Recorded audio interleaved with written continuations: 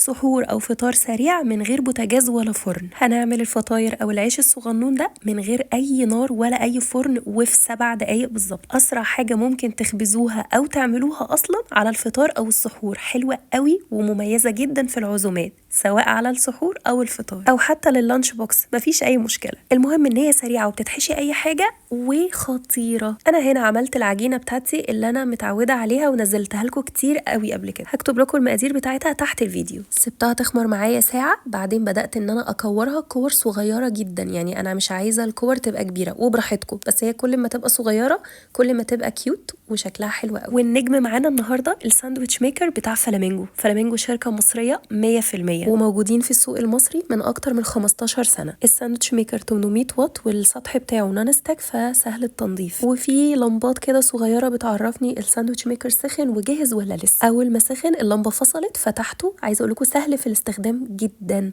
حطيت العيش بتاعي او الفطاير بتاعتي مفيش 6 دقايق بالظبط، ما قلبتهمش حتى، طلعوا معايا بالشكل التحفه ده. حطيت بقى، ممكن تعملوا الاحجام اللي انتوا عايزينها. عايزه اقول لكم ان السطح بتاعه كبير مش صغير، يعني هقول لكم ياخد 2 توست مرتاحين، وبيسخن بسرعه جدا وبيسوي كمان العيش بتاعي زي ما انتوا شايفين كده. حبيت اوريه لكم من جوه كمان. عايزه اقول لكم هش وفلافي والعجينه خطيره. كمان احلى حاجه بقى زي ما قلت لكم سهل التنظيف، بمنديل بس مسحته كده وخلاص. شركه فلامينجو كمان عاملين عروض هايله، فانا استغليت الموقف وانا خصوصا ان عيد الام جاي، فحبيت اهدي نفسي. جبت هاند بلندر 5 في 1 في كل حاجه ممكن تحتاجوها في المطبخ. وعايزه اقول لكم انا جبت الساندويتش ميكر والهاند بلندر بسعر خطير، هقوله لكم في اخر الفيديو. واللي متابعني من زمان عارف ان الهاند بلندر ده حاجه اساسيه اهم من الخلاط عندي في المطبخ. واهم حاجه عندي لما اجي اشتري هاند بلندر حلو لازم الدراع بتاعه يبقى ستانلس عشان يتحمل العصاير والشوربات والحاجات السخنه والكلام ده كله. طبعا انا مش هفوت السحور بتاعي من غير ما اعمل مايونيز اللي انا مشهوره بيه، بياخد دقيقه بالظبط ويكون خلصان عشان اعمل بيه الساندوتشز بتاعتي على السحور. ومايونيز حلو يعني هاند بلندر قوي. حطيت المقادير بتاعتي وانتوا عارفينها وهكتبها لكم تاني تحت الفيديو. نبدا نضرب كويس قوي بالهاند بلندر ونفضل مثبتينه في الارضيه كده، ونبدا نرفعه لما يبدا يربط مع بعضه.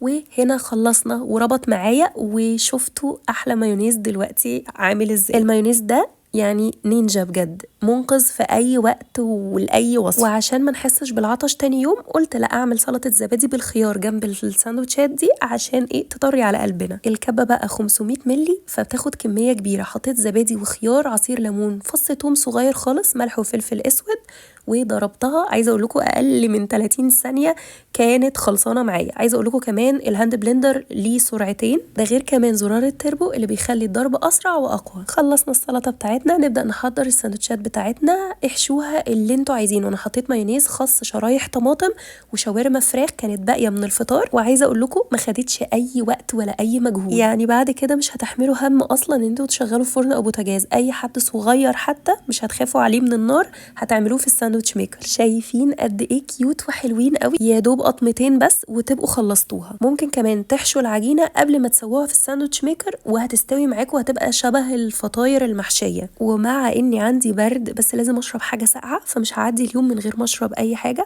فعملت لي واحد فرابيه. واستخدمت المضرب بتاع بقى الكريم شانتيه، البيض، لاي حاجه بيعمل فوم خطير وقوي جدا. غسلت الحاجات دي كلها، ما خدتش مني ثانيه في التنظيف، بصراحه تنظيفه سهل جدا. وخلاص انا راح اتسحر، وانتوا لازم تجربوا الوصفه دي. شركه فلامينجو بقى عامله عروض خطيره بمناسبه عيد الام ورمضان مع بعض، ومحطمه الاسعار بجد. انا جبت الهاند بلندر والساندويتش ميكر الاتنين ب 1649 جنيه بس. ولو عايزين تشوفوا باقي العروض على الاجهزه اللي هم منزلينها ادخلوا على الصفحه بتاعتهم، انا عامله لهم منشن في الفيديو. وكل سنه وكل ام طيبه.